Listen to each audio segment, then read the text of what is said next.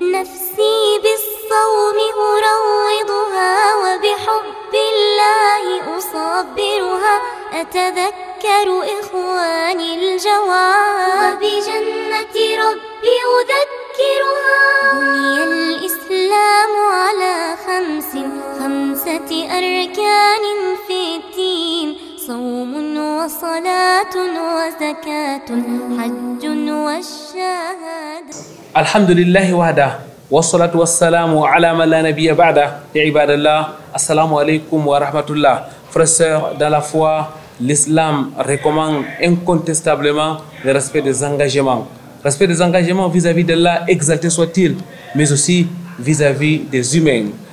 Très chers téléspectateurs, mesdames, mademoiselles, messieurs, bienvenue sur ce plateau de votre émission sur le chemin de Ramadan. Sur le chemin de Ramadan qui sera consacré au respect des engagements dans le cadre, bien sûr, de l'entretien. Au-delà de l'entretien, c'est aussi la cérémonie du Saint Al-Qur'an al-Karim et la rubrique La Minute du Ramadan. Pour commencer, écoutons et méditons la parole d'Allah, exalté soit-il.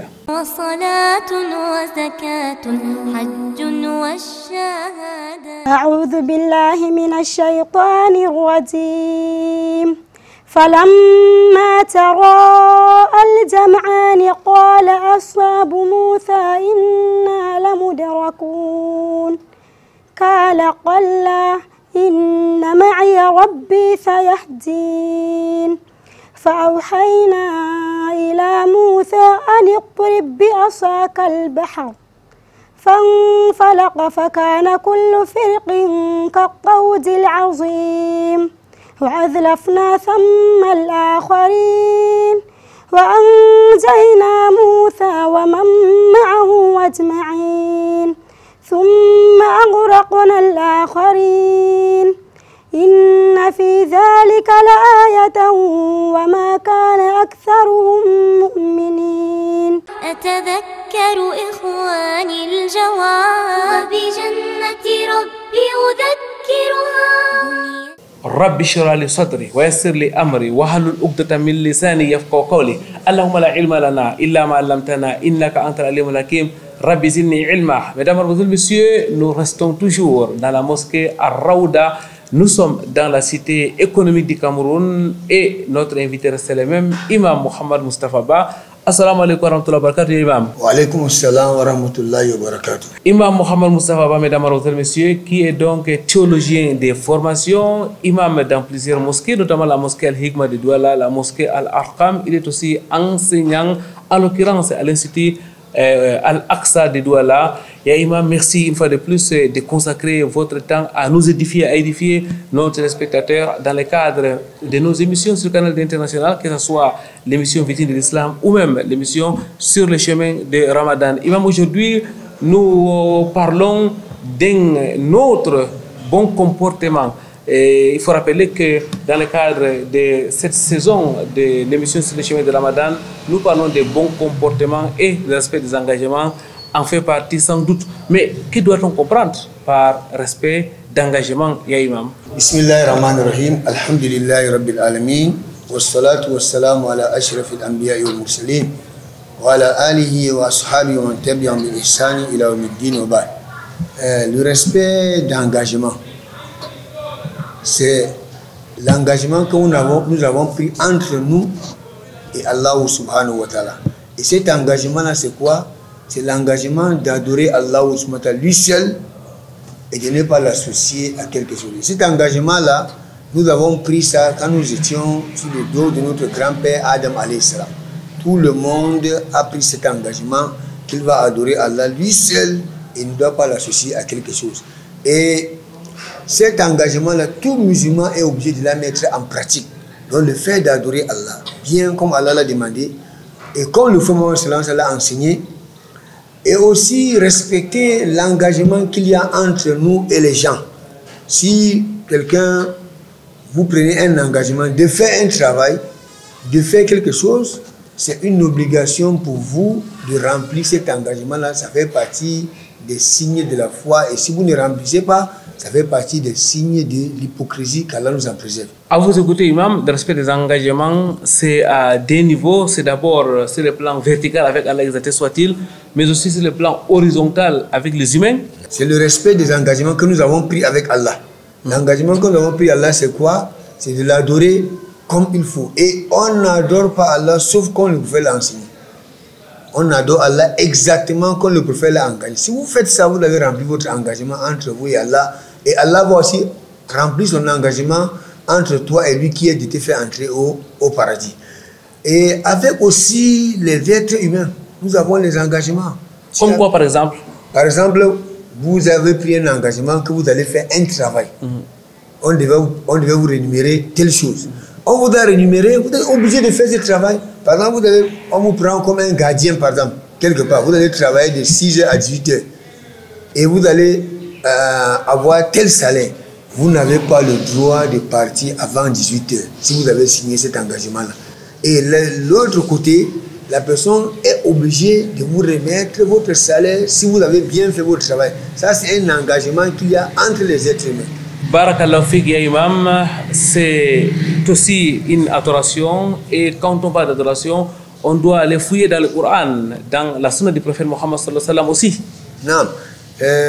Allah subhanahu dans le Coran, wa awfu bil ahd. Innal ahda kana mas'oula. Allah dit, remplissez vos engagements, car vous serez interrogés sur vos engagements. Donc, si vous ne remplissez pas vos engagements, vous serez interrogés ça. Et c'est venu dans le hadith du prophète Mohammed sallallahu alayhi wa sallam où il dit, arba'un man kunna fi kana munafiqan khalisan. Il y a 4 comportements. Si quelqu'un se trouve avec ces 4 comportements-là, c'est que c'est un hypocrite clair.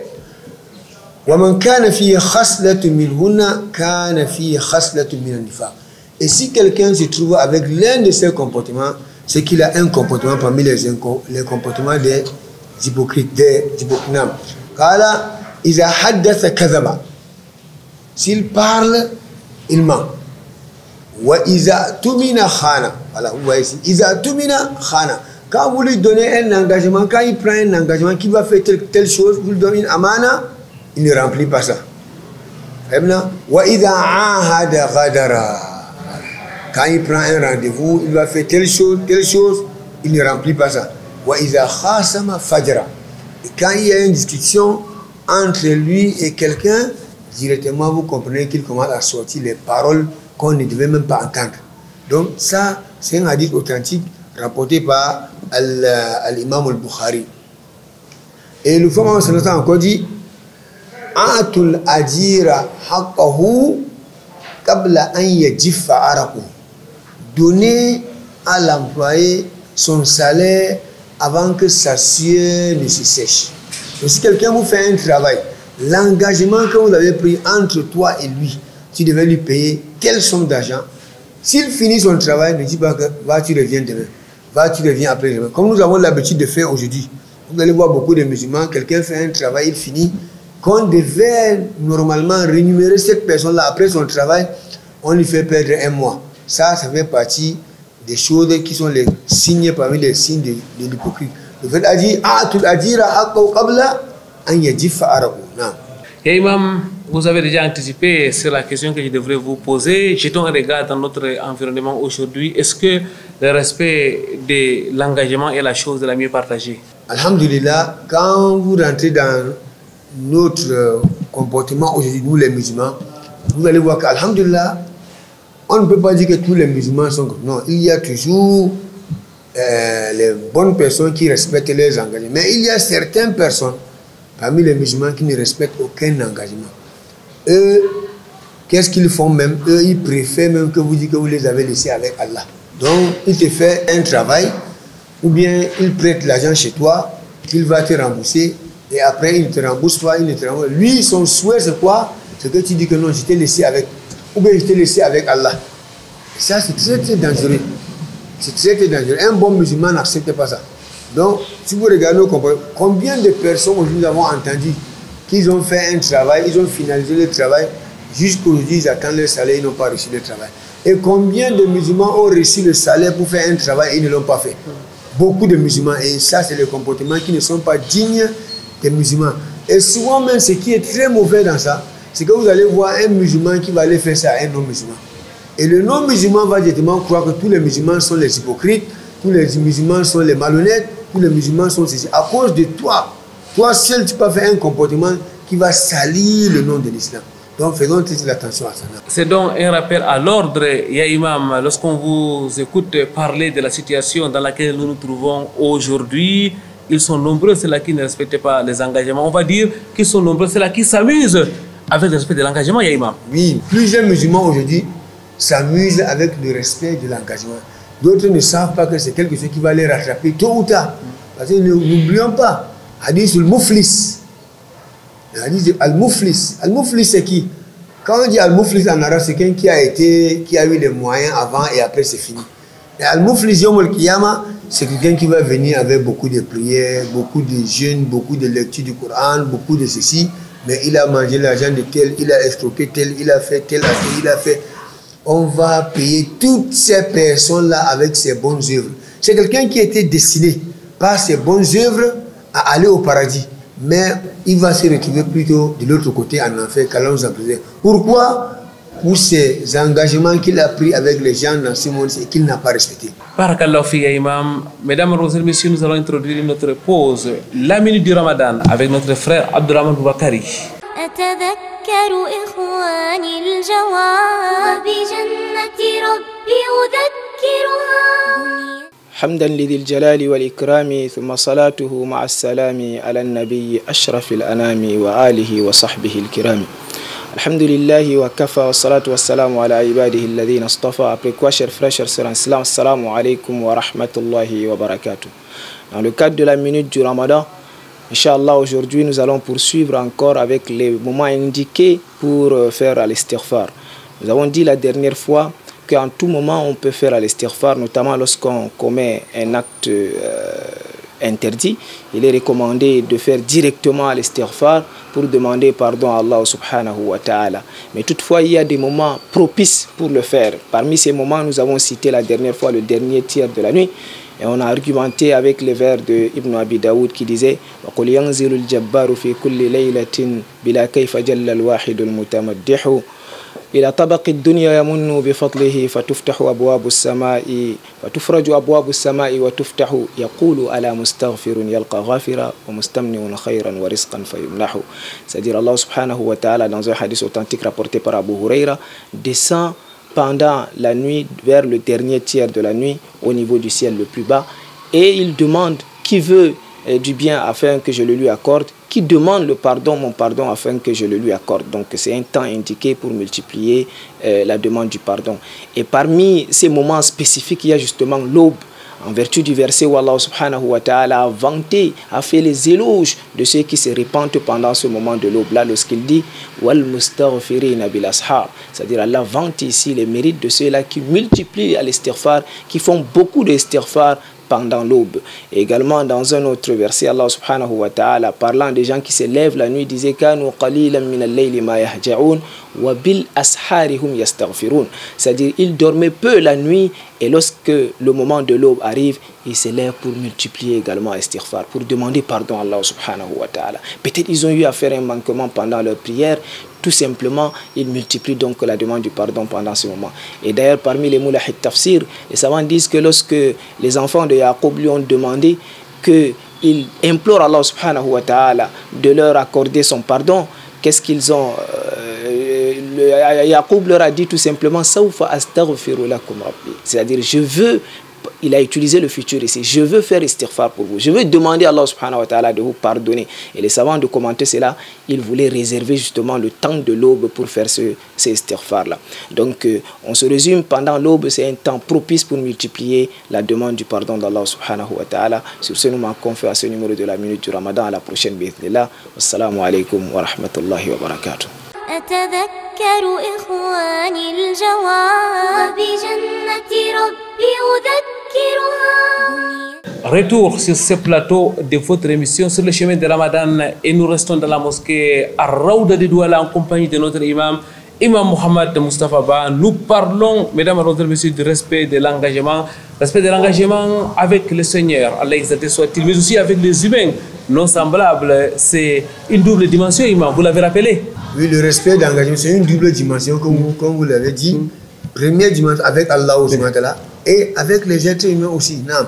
Alors, Imam, tout à l'heure, vous avez aussi fustigé le comportement de certains parmi nous qui ne respectent pas les engagements. Ce n'est un secret pour personne. Que ce soit à la maison, c'est des bons menteurs, que ce soit dans les milieux professionnels, que ce soit en route, un peu partout. Imam, selon vous, qu'est-ce qui peut expliquer cette situation? Bon, ce qui peut expliquer cette situation, premièrement, aujourd'hui, les musulmans ont délaissé l'apprentissage de leur religion.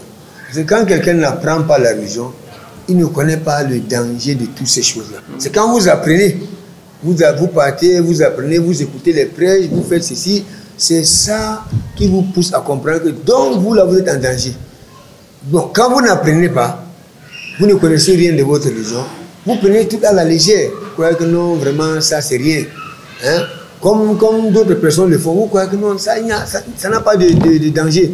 Mais un bon croyant, quelqu'un qui a la foi, quelqu'un qui a la iman, quelqu'un qui sait qu'il va mourir et demain on va l'interroger dans sa tombe et il va se tenir devant Allah pour répondre, il peut s'amuser avec les engagements qu'il a pris. Pourquoi? Et quand vous vous rappelez aussi du hadith de Al-Muflis que je viens de lire tout à l'heure ici, le hadith de Al-Muflis, c'est quelqu'un qui se rappelle de cet hadith, que tous les engagements que vous avez pris sur cette terre et vous n'avez pas rempli cet engagement, vous allez les payer les jours de la résurrection. Est-ce que vous allez jouer avec les engagements? Je crois que c'est le manque d'iman et aussi manque d'apprentissage de notre religion. Et on ne peut pas avoir la iman quand on n'apprend pas la religion. Quand on apprend la religion, on apprend, au fur et à mesure qu'on apprend, notre iman augmente. Imam, lorsqu'on regarde notre société, on a l'impression que certains parmi nous n'ont pas la culture de respect de l'engagement. Oui, les gens n'ont pas la culture de respect de l'engagement. Pourquoi? Parce que naturellement, eux, ils sont comme ça. Oui. Et vous savez, c'est l'islam qui transforme l'homme. Exactement. C'est l'islam qui transforme l'homme. Quand quelqu'un... Si vous regardez la vie des Sahaba, avant l'islam, ils étaient comment? Et après l'islam, vous voyez que c'est deux choses différentes. Les gens qui ont vécu avant l'islam, qui étaient des grands idolâtres, qui étaient les grands agresseurs, qui étaient les grands alcooliques. Mais après l'islam, les Sahaba se sont transformés, ils sont devenus des bonnes personnes. Et c'est comme ça aujourd'hui. Si l'islam ne transforme pas quelqu'un, qu'est-ce qui va le transformer? Et il ne s'agit pas seulement de dire qu'on est musulman, mais la pratique, on n'est pas là. Quand on est musulman, on doit pratiquer aussi, on doit mettre en pratique notre religion. Le respect de l'engagement, pour parler avec un français simple, c'est le respect des promesses, ya Imam. Non. Quand on promet quelque chose, on doit remplir. On doit remplir. Shukran lak, ya Imam. Alors, le respect de l'engagement est d'une importance capitale. Vous l'avez dit, c'est un bon comportement parmi les bons comportements prônés en islam. Comment doit Imam acquérir le respect de l'engagement? Oui, pour acquérir le respect de l'engagement, premièrement, le musulman doit apprendre d'abord sa religion. Quand vous apprenez, chaque fois que vous apprenez, vous allez trouver, qu'on vous demande toujours dans votre apprentissage, le respect d'engagement. Deuxième chose, le musulman doit savoir, doit mettre dans sa tête qu'un jour il va mourir. Ça, c'est quelque chose de très très important pour le respect de l'engagement. Le musulman doit mettre dans sa tête que comme je suis là aujourd'hui, demain je vais mourir. Et si je meurs demain, les engagements que j'ai pris, je n'ai pas remplis. Devant Allah, qu'est-ce que je vais faire? Ça, c'est les deux choses qui peuvent pousser quelqu'un vraiment à respecter ses engagements. Surtout quand on pense toujours à la mort. Surtout quand on pense qu'on va se tenir devant Allah. Et Allah va nous interroger sur nos engagements. On va vous interroger sur vos engagements que vous avez pris.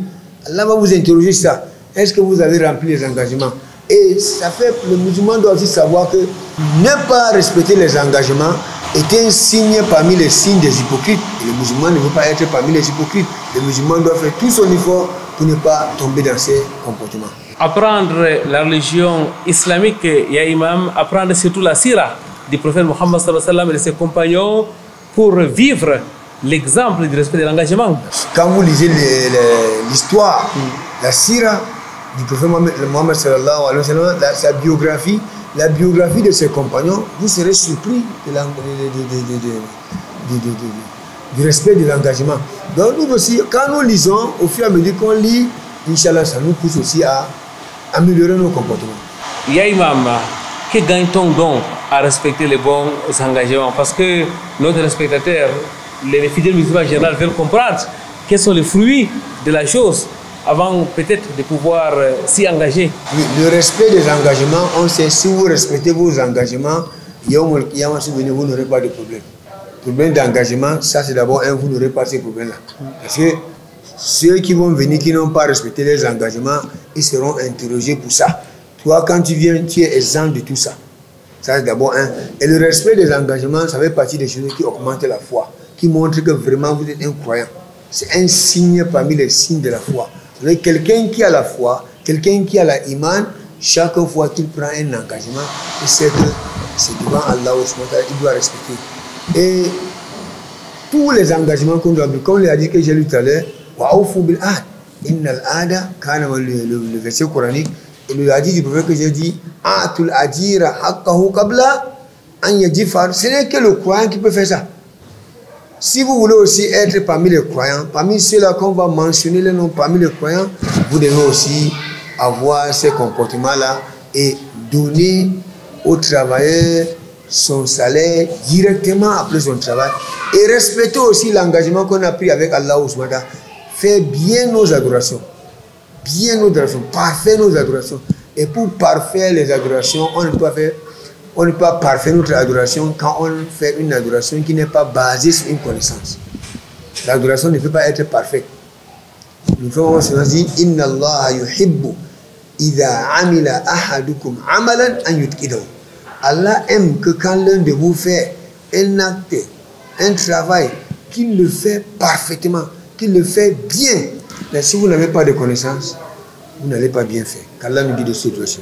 Amin souma amin. Imam, au-delà de la dimension spirituelle, on a l'impression que ça améliore aussi les relations sociales.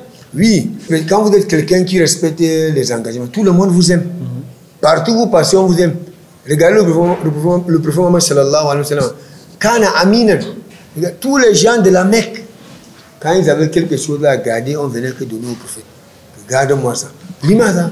Parce que tous les gens savent que si on lui donne quelque chose à garder, même si c'est 10 ans après, on va venir retrouver la chose intacte. Et quand vous respectez votre engagement, partout où vous allez partir, les gens vont vous respecter ici-bas. Et le respect va continuer jusqu'à l'au-delà, vous aurez le respect devant Allah. Donc c'est quelque chose qui est vraiment très très important. Des récompenses le jour du jugement dernier, des récompenses ici-bas à travers l'amélioration des relations sociales, imam. Mais même sur le plan économique, lorsqu'on respecte les engagements, on a plus la possibilité de pouvoir émerger, imam.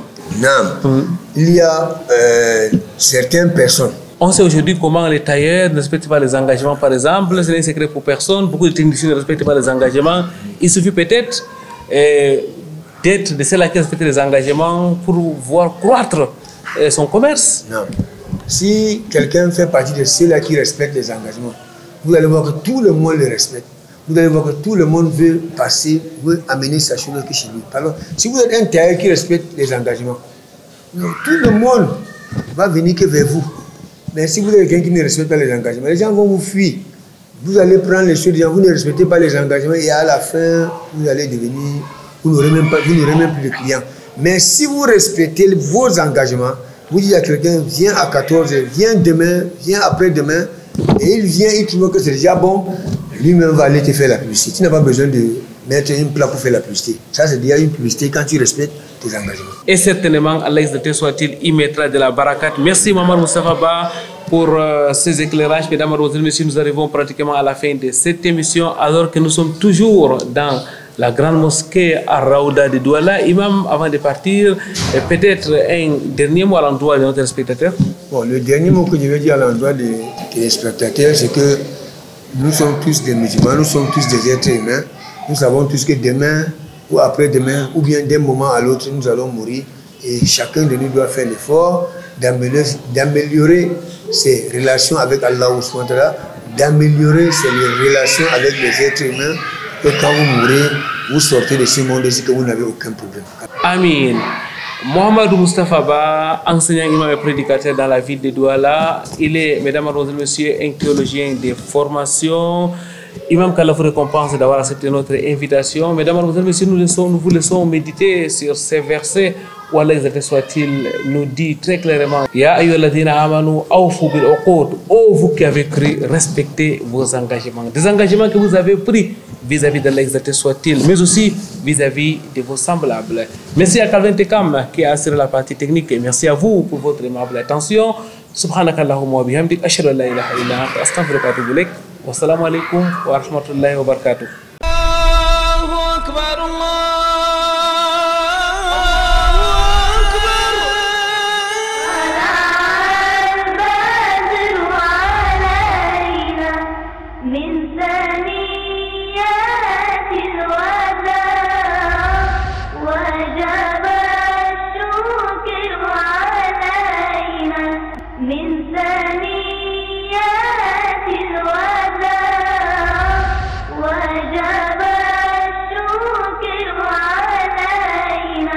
ماذا